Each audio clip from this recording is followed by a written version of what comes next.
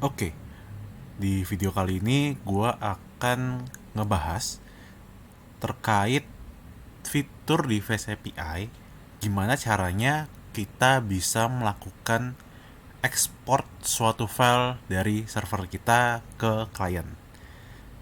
Fitur ini nyontoh dari menu di suatu web aplikasi bank, yang dimana hampir semua aplikasi bank sih di story transaksinya itu kita bisa melakukan filter sama seperti API yang sudah kita buat sebelumnya, tapi dia juga bisa melakukan download suatu file berdasarkan filter tersebut. Nah, kali ini gue akan coba implement dan nunjukin caranya gimana sih kita bisa melakukan hal tersebut di Face API. Oke, kalau kayak gitu kita langsung mulai aja. Kita ke router transaction. Di sini gua bukan mau pakai sih, bikin API baru. Pakai post aja. Apa ya? Export namanya. Bebas. Dev export history transaction. Nah, sebenarnya kan secara logik dia sama ya. Dia melakukan get list transaction ini. Bisa di copy aja parameternya, tapi gua nggak butuh page sama size karena saat melakukan export itu gua mau semua datanya tanpa perlu ada limit paging segala macamnya. Nah, sama yang menarik, uh, filter yang penting kalau kita kan cuma by tipe ya. Nah, filter yang penting itu malah ada filter berdasarkan rentang tanggal. Jadi di sini gue akan coba nambahin filter start date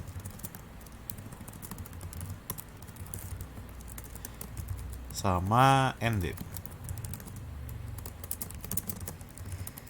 Pastinya sepaket lah ya start date dan end date ini. Oke. Di sini kita belum punya servisnya. Ya get langsung dulu deh. Ntar bakalan. Kita ke servisnya dulu. Di service bikin ini nggak bikin baru aja, dev export transaction.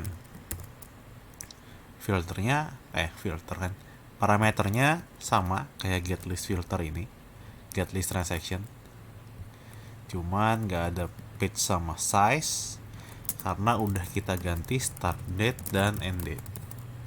Nah, start date dan end date ini secara formal harusnya tipenya datetime ya, nggak lagi string. Nanti kita bahas gimana caranya kita bisa ngelempar filter yang tipenya datetime. Oke, tapi sekarang kayak gini dulu. Secara logik juga sama, secara filter kita melakukan filter kayak gini. User ID, tipe, terus di bawahnya balik ketambahan start date end date. If start date is not none and end date is not none, match filter. Nah, di sini mungkin agak membingungkan ya, karena ini udah termasuk ke query di MongoDB. Kalau di MongoDB kita ada operasi greater than equal sama less than equal. Caranya cuman dibikin kayak gini.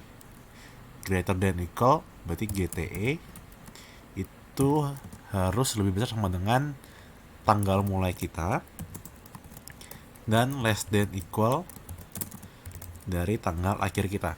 Nah, cuman ada yang bikin tricky di sini kalau secara logik ya.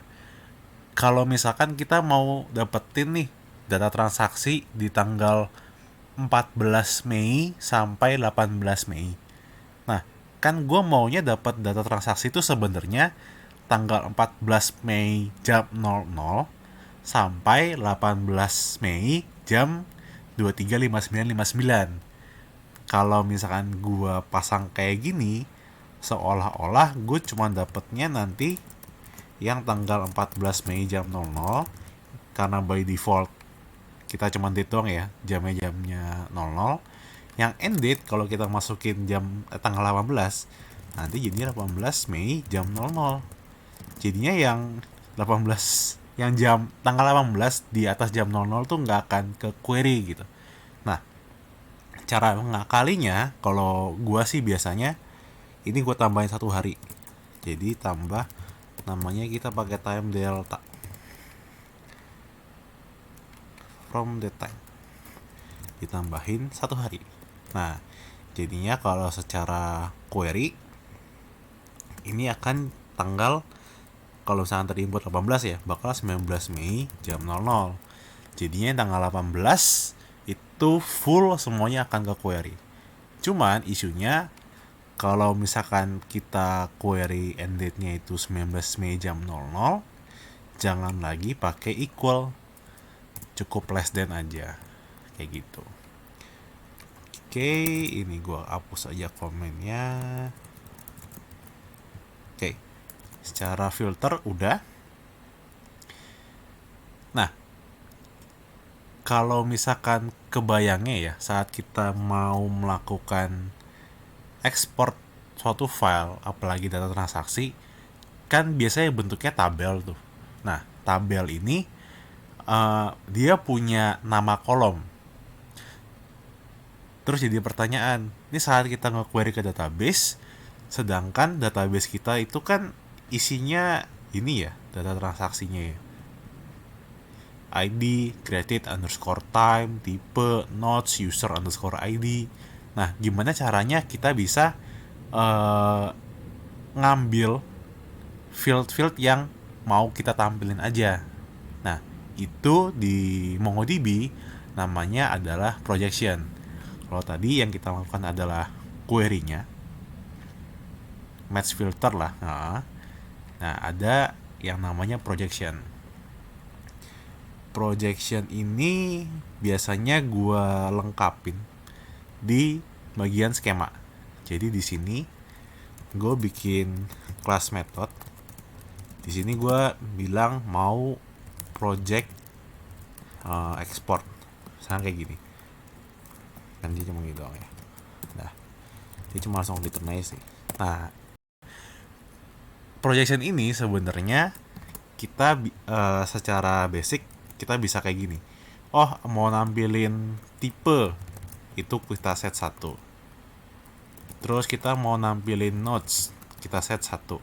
Nah, field-field yang nggak di set di projection ini itu nggak akan dibalikin saat nanti query. Jadi kayak ID, created time, amount, method, user ID itu nggak akan dibalikin saat query. ID itu khusus, dia akan selalu ngebalikin. Kita harus secara eksplisit men-setnya 0 untuk nggak dibalikin. Nah, secara basic projection tuh kayak gitu. Lebihnya lagi, namanya projection, kita bisa mengubah nama fieldnya.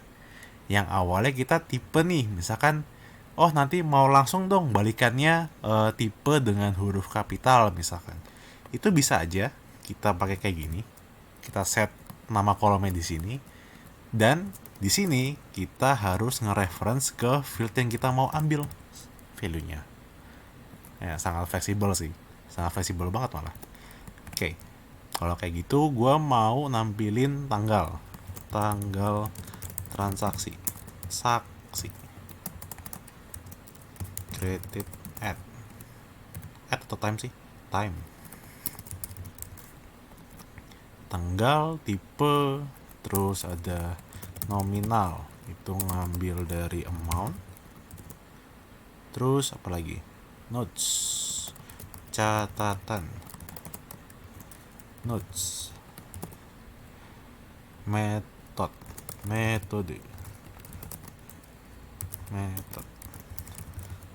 Nah, ID gue nggak mau tampilin, created time gue tampilin, tipe, amount semua gue tampilin, user ID nggak mau. Oke, udah kayak gini aja. Nah, di layer service tadi gue siapin projection stage misalkan. Gue panggil skema gue dot apa tadi project export. Nah, ini stage kita. Oke, Kalau udah kayak gini, kita bisa lempar ke layer repository. Kita ke layer repo dulu. Di sini nih copy aja. Lanjut bawahnya. Export list transaction. Dia parameternya match filter bener. Kita nggak butuh skip sama size, tapi kita adanya projection stage dictionary juga. Ini skip dan limitnya kita nggak usah. Find match filter, projection stage. Udah. Gini sih cara kita implement ke PyMongo ya untuk ngelempar si projectionnya. Filternya, projectionnya. Terus kita nggak usah di parse, kita mau as is dictionary aja. Jadi return result aja. Karena toh udah kita project di sini sih. Jadi nggak perlu di parsing lagi. Kita tinggal panggil self.repository export list transaction. Kita butuh match filter sama kita butuh projection stage. Oke, ini result. Nah, kita udah ngoding banyak, kita print dulu. Biar nggak kepedean sih, biar kita nggak terlalu jauh kalau ada error. UVcorn main localhost. Oke, kita login string bener nggak ya? Udah lama ya, bener. Oke, untung gampang. Nah, kan belum dipasang ya, pasang dulu. Jadi kita masuk ke get list. Ini kita pakai export transaction. Kita lempar tipe, kita lempar start date, kita lempar end date. Nah, ada current user, jangan lupa. Oke, dari current user udah. Coba kita hit. Kita belum bahas terkait ini ya, input tanggal ini ya, jadi kita kosongin dulu semua. Atau juga ini opsional. Kita execute. Nah, nih hasil query-nya. Ini printan result kita udah dalam bentuk list. Terus lihat key-nya, tanggal transaksi, tipenya date time, tipe, nominal. Nah, ini semua tuh menyesuaikan projection yang udah kita set tadi. Ya, cukup keren sih. Nah, terus karena kita mau dalam bentuk tabel ya, kalau di Python itu yang terkenal di zaman gua sih, itu masih pakai yang namanya pandas.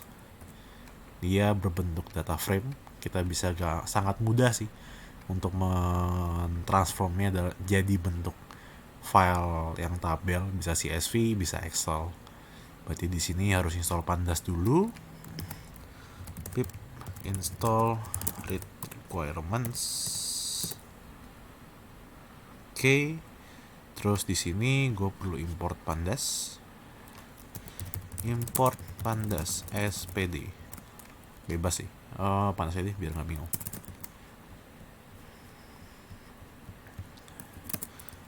Pandas.dataframe. Nah, kita bikin jadi data frame.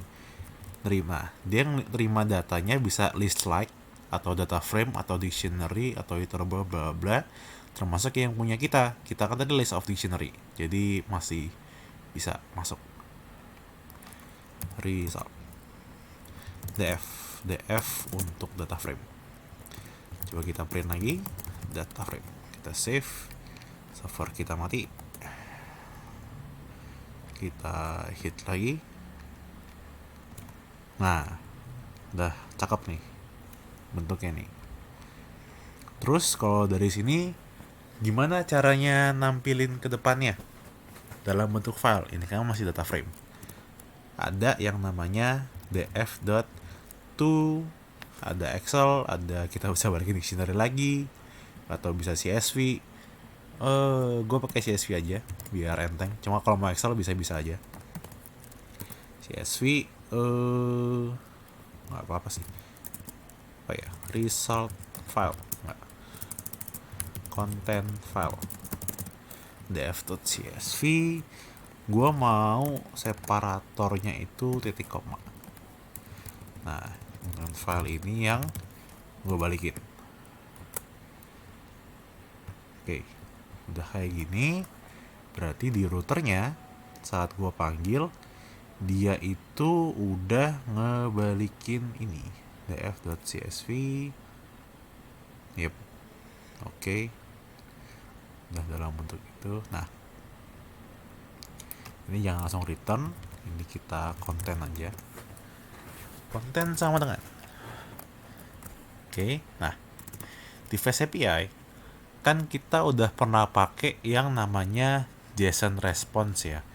Itu kita nge-import dari Fast API.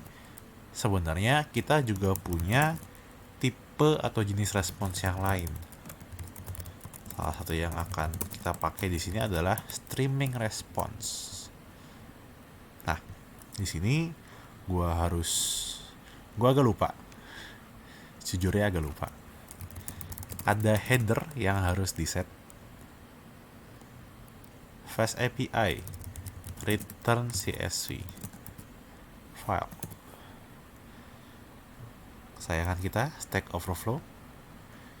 Di sini, nah, streaming response dia harus nambahin header biar akan berbentuk attachment nanti saat dibalikin. Copy aja. Thank you. Siapa? Tom Greenwood. Di sini kita siapin header kita. Header sama dengan ini buat dictionary,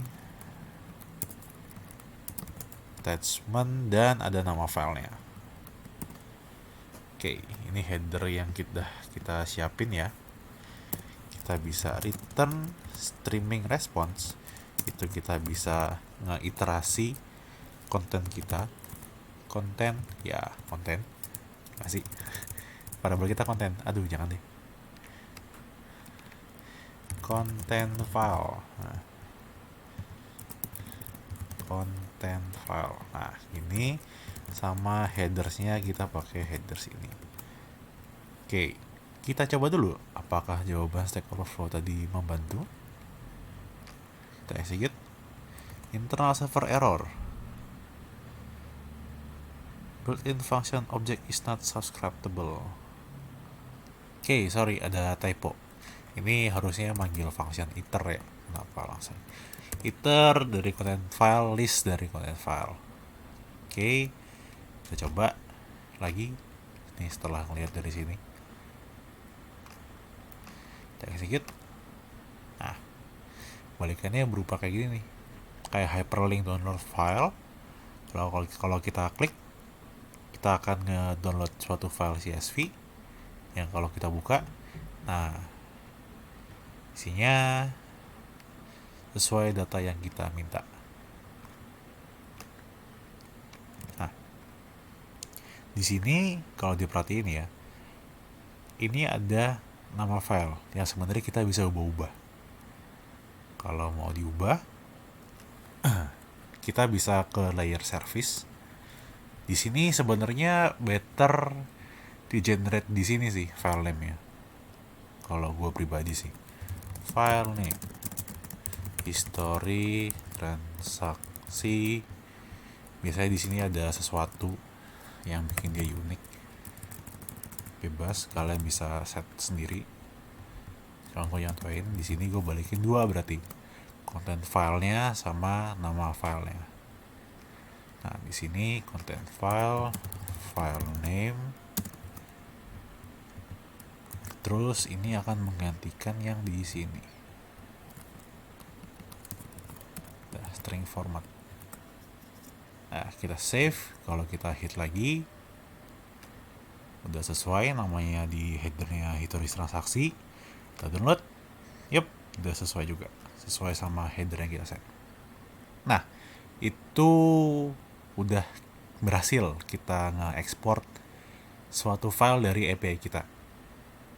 Selanjutnya ada beberapa yang harus dibahas, yaitu satu terkait input start date and date yang tipenya ini masih string dan kita nggak tahu gimana caranya kita ngolah jadi datetime yang dibutuhkan untuk query, sama ngehandle kalau misalkan ada filter yang dimasukkan terus query-nya itu menghasilkan data kosong dan kita akan menghasilkan file yang kosong. Itu akan dibahas di video yang selanjutnya.